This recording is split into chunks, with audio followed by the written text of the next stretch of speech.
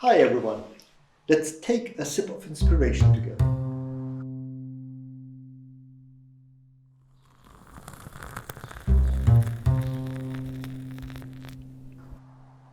In case you don't know me, my name is Stefan Hensch, and a sip of inspiration will be a weekly format on YouTube, a perfect format for your coffee break. So let's start. Today I want to show you how to start a productive and also successful day. For this, make sure that you have enough sticky notes and a marker. The first thing what you have to do is brainstorming all the tasks you have to fulfill today or this week. So check your calendar, maybe there are some uncompleted tasks.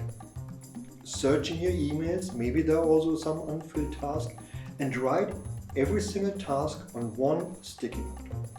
If the task is a little bit complex or longer, then make sure that you're not using one sticky note, but just break it down to maybe 2 or 3 or some more. Second step, make a habit out of it, writing every task right away in a sticky note. When it comes to your mind, not only at the beginning of the day. Because sometimes it happens that you have a thought by walking, working, by email and telephone call. If you write it directly on a sticky note, it will free your brain's working and programming capacity. Step number 3. Have a look on all your sticky notes on your task and prioritize. Not by your mood, but by importance. Ask yourself, which of these tasks or which of the completed tasks bring you closest to your important goals. I'm using a very simple structure: must, should, nice to have. Tasks which are less than 2 minutes, I'm normally not reporting on the sticky notes. I fulfill them immediately. And then you just put the most important task on the top and the less important and nice to have task on the bottom. Step number 4. Right now we have to estimate the time of the task of the sticky notes. Time. This is a really mean company on time management. Why? Because we always wrong.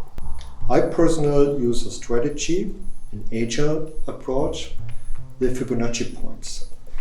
I'm putting the Fibonacci points from 1 to 100 on my task.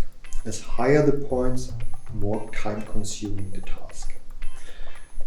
This method really helped me because it's not focusing on the time, it's more focusing on the complexity and the risk which is associated with the working packages.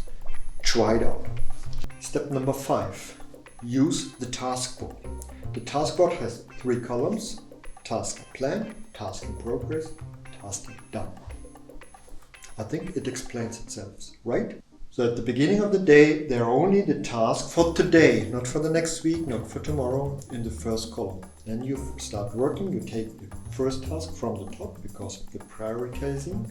In the second column, task in progress. And you're working on the task until it is done. Not almost done, or half done, or quarter done. When it's done. And if it's done, you put it in the last column. And only then you're allowed to take another task from the task outline column into the progress column. So you'll see a floating system in the task bar. Small hint for the candidates for procrastination. Sometimes Eisenhower can help us. So what I'm doing is, if I'm facing a task where I normally need maybe 60 minutes, I'm taking out my timer and I'm the hero, the speed, the master of time. I'm putting my timer on 45 minutes and try to fulfill the task, which normally takes 60 minutes, in this time. And this timer is in front of me, and it's not really pressuring me, it's just motivating. Step number 6, ending the day. In a perfect world, you have all the tasks in the last column, in the done column. Be realistic. It happens quite often that you also have tasks in the first or maybe the second column. So you have to make a decision. Overtime, postpone. Of course, it's your decision. My small recommendation is, don't let the overtime become a norm. Before you're throwing away all the tasks from the last column, please report and write down the Fibonacci points, because we want to figure out what is the speed of your work day. And when you're done with reporting the Fibonacci point, Then I have a ritual. You take all the tasks from the last column and you just throw them in the bin. And you know you're done and the coffee is empty.